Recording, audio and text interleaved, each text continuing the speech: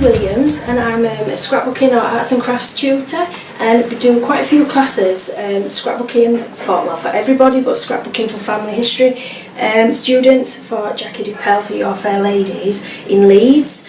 So I've brought just along a little bit of a sample of what scrapbooking is all about. This is my old sample book that I take everywhere. So this is a traditional 12 by 12 inch size scrapbook, which you can get in most craft stores, in fact probably other places now.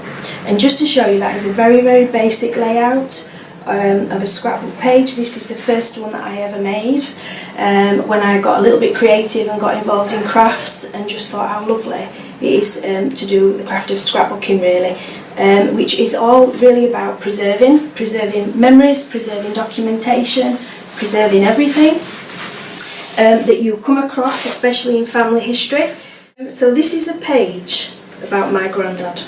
So I'm not a family historian, but hopefully one day I will be.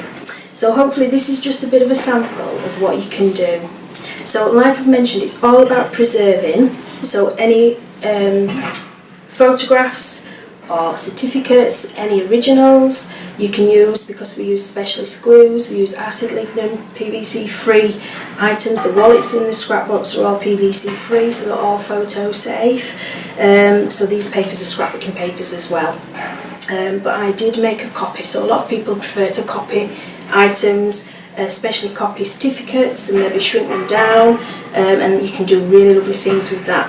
So this is quite a very simple layout. It may not look simple to you, but it can be very artsy or not. It could just be, very simply, a nice piece of paper with your documents or a little bit of information on there, all put in a folder to have a look at. And usually family will really be interested in looking through your book and your pages. They're more likely, so other experienced scrapbookers and family historians have told me that people just have, it's just a joyful thing to look through your book rather than look through a binder of information. And of course when you create something, it's really quite personal, so there's a little bit of you in there as well, which is lovely.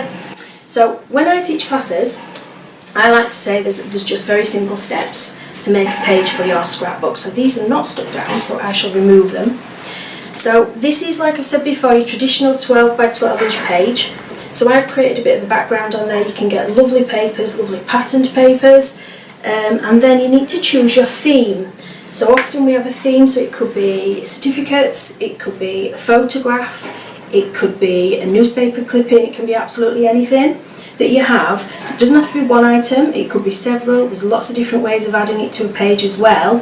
So this is my granddad, and this actually is I've had this little tiny photograph, so I've photocopied it and enlarged it a little bit, and that's in a little frame that's been in my bedroom since I was a teenager, which is a long time ago, but we won't talk about that.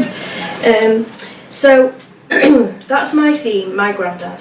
So what we can do is choose your photograph. You might trim it down or not, or like I say, make copies.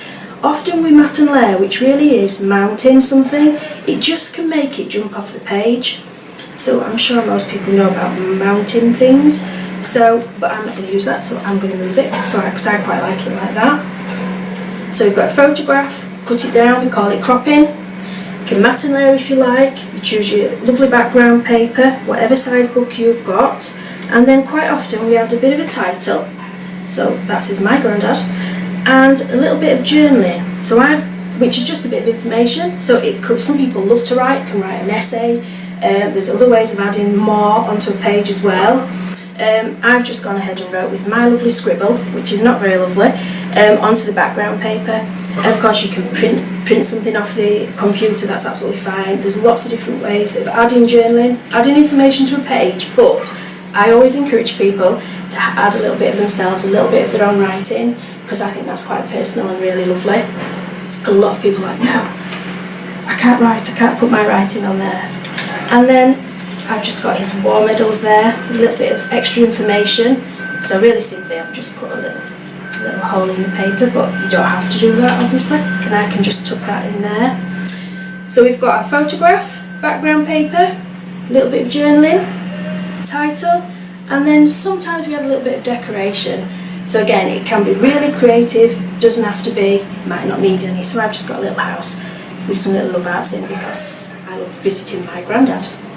So I won't go on about what I've wrote on there, but just to say, basically, my granddad is a miner, was in the war, and a true Yorkshireman, I believe, because I'm certainly a Yorkshire lass, as they say, through and through. But what I found out when I started looking at my family tree is actually we've got a bit of a hidden secret, so I would attach that and maybe fold it so it flips up or opens like a little book, and you can always have hidden information there, which is really intriguing for other people. And actually my granddad wasn't a Yorkshireman after all, he's from Lancashire. So it's like, so I'm not a true Yorkshire lass after all. But there we are, and that's my quick and easy scrapbook page.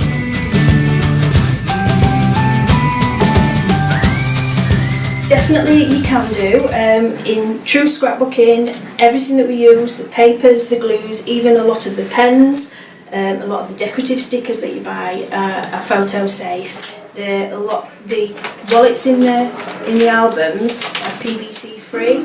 The papers are acid and lignin free, and quite often it will tell you if you're not sure on the packet when you want to buy something, even the papers, then that's absolutely fine. I often recommend to people have a theme or a starting point. So my theme could be my granddad. So my starting point was finding a photograph of him. Quite often people will make scrapbooks for gifts for people, or for, like, it could be to document holidays, or some people actually it could be about their favourite food and a documentation of where they've been to try and what restaurants they've been out in. So this particular page of mine, it could be the theme of my granddad, or it could be the mining theme or the war theme. But if I take these elements away, you can see it could be the mining theme. This is a silhouette of Charleston Pit, where my granddad worked. So it's not any old pit, it's Charleston Pit, because I drew it myself, but that gets a little bit artsy. But really it's just about choosing a starting point, and as I said, you can rejig the order.